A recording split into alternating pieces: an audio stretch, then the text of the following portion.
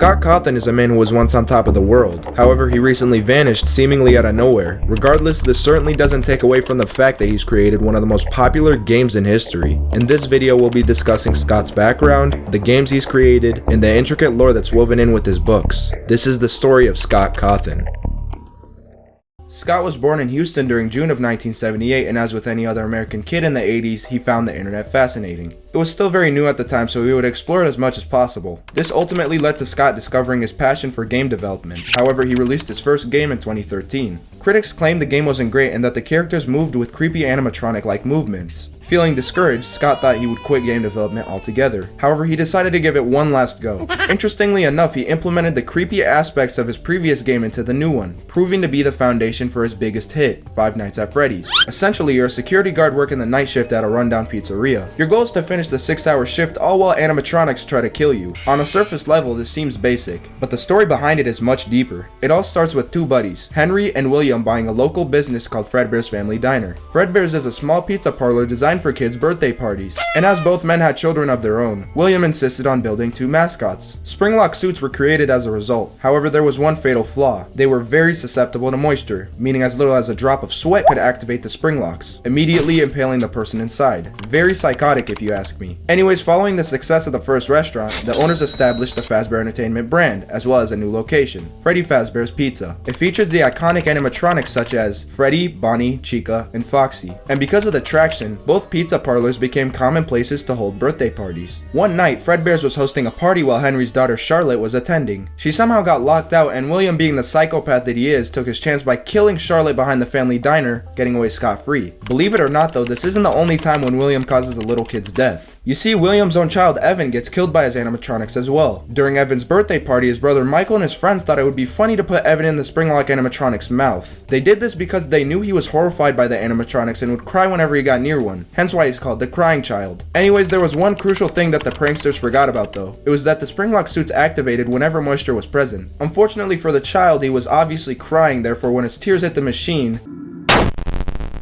Was that the bite of 87? It's not, but we'll get there eventually though. This incident is in fact referred to as the bite of 83. As a result of this tragedy, the Springlock suits were sent to the sister location. Later, a birthday party was being held at Freddy's, and William decided to lure 5 kids into the back, murdering and stuffing their bodies into animatronic suits. Because the bodies were rotting on the inside, the odor from the suits aroused suspicion. Due to the mystery of the case, the location was shut down. This led to the grand opening of Circus Baby's Pizza World, starring Circus Baby, a human-looking animatronic designed by William in order to capture children. It doesn't exactly go as planned though, because Elizabeth, William's daughter, gets mauled by Circus Baby, becoming William's second child that died by his creation. This is yet another hit to Fazbear's reputation, and they were forced to rebrand because of it. At least a new Freddy's location was established to compensate for the damage.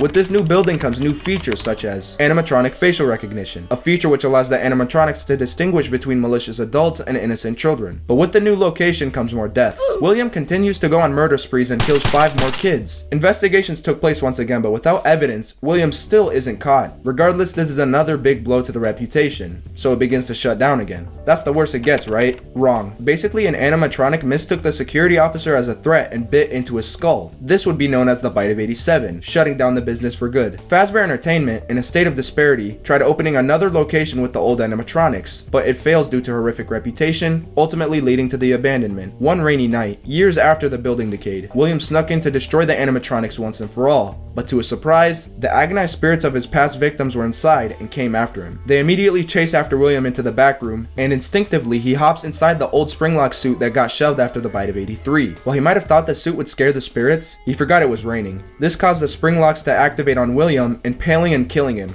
Or so we thought. You see, the spirits want him to suffer like they did. That's why William escapes death throughout the series, and from this point on he's called Springtrap. Now that William quote-unquote died, Charlotte frees the spirits of the murdered children. Now you might be wondering, how could this be? Well, a general rule of thumb is that any child that gets killed by William goes on to haunt an animatronic. For example, Charlotte haunts the puppet as seen in FNAF minigames, and since the puppet symbolizes freedom, she frees the agonized souls. Years later, Evan's brother Michael discovers his father's dark past and tries to fix his sins. He does this by going to Circus Babies for more information. He originally listens to a pre-recorded message guiding him through the facility, but slowly starts to obey Circus Baby's commands. Michael is then misled to the scooping room, where there's a giant scoop meant for destroying animatronics. The mechanism attacks Michael, but he doesn't die. He's kinda in a state of both living and dead, like a mind controlling a corpse. corpse. At this point, he made it his mission to free the rest of the spirits. From place to place, he tampers with the animatronics, and after 5 nights of starting each job, he gets fired for messing with the animatronics, as well as bad odor. Hold on, this seems familiar. That's because the lore finally caught up with the game. You see, throughout the majority of the FNAF series, you play as Michael, whose goal is to save the spirits of the missing children. Now back to the lore.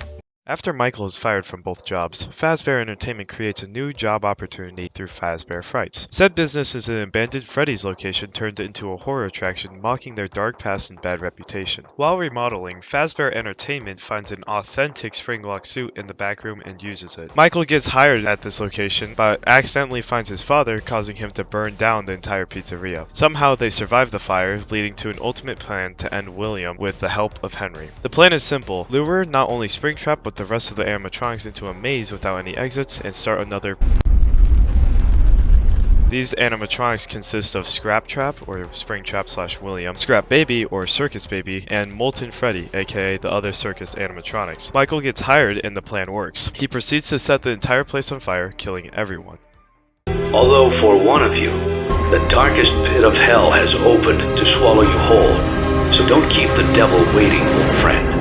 William gets sent to hell and suffers eternally for what he did, while the rest are freed from agony. Though this story seems set and finished, the truth is that it has taken years to create this because it is just a mere theory. A theory which has been refined through not only the games but Scott's books too. Five Nights at Freddy's The Silver Eyes is a book released by Scott Cawthon in December of 2015. The story shares the same plot as the lore but takes place in a parallel universe where everything is slightly off. It follows a 17-year-old girl named Charlie, who, after returning to her hometown in Hurricane, Utah, meets up with her friends John and Carlton. After meeting up, the group decides to go to a Freddy Fazbear's Pizza, a place where their childhood friend Michael died 10 years prior. The location meant a lot to Charlie because of her father Henry used to co-own it. Upon arrival, the group finds a mall has been built on top of it. They soon realize that the location was secluded away in the mall and was only accessible by trespassing. After sneaking into the restaurant, the group finds the old animatronics Freddy, Bonnie, Chica, and Foxy abandoned. And once they look around for a bit, they leave. The next night, the group returns to Freddy's with more friends including Marla and her 11-year-old brother Jason. Charlie tells John that her father co-owned another restaurant, Fredbear's Family Diner,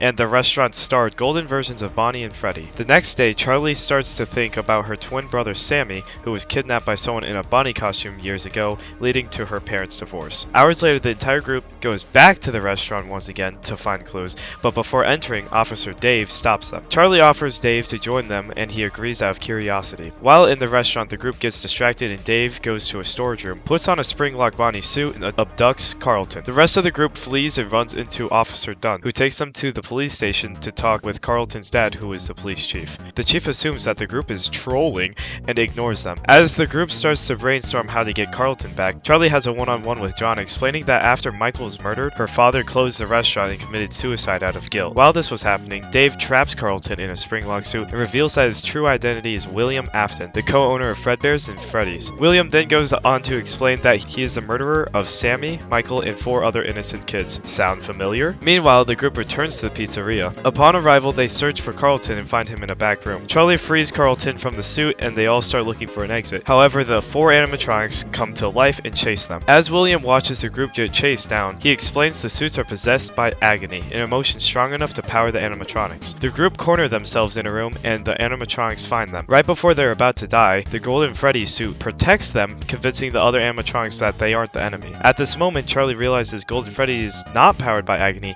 but rather the spirit of Michael. Golden Freddy leads the group to the exit, and as they're leaving, William tries to stop them one last time. However, he's bested by Charlie when she activates his spring locks, and they use that moment to escape. William is left to die by the other animatronics, and the group goes their separate ways. Everyone lives happily ever after, until the next book, that is. There are 2 more books in the novel series, and about 1 bajillion more short stories, but for the sake of time, I'm going to leave it here. Many parallels seen through the story are obvious in the characters like Michael representing Charlotte from a lore standpoint, and Sammy representing Evan. The way Scott uses elements from the stories to give theorists and other readers clues towards the lore is unheard of from any other storyteller. It makes the lore much more interesting. Scott Cawthon created a series which has not only shifted the future for horror games, but also built a community of people who are deeply interested in solving intricate mysteries. Had it not been for those critics that told Scott his first game was creepy, we wouldn't have had this deeply lore-filled series. Although Scott's legacy is quite secret, his works have gone a long way. From humble beginnings to mega success, his story is one of perseverance and unique thinking.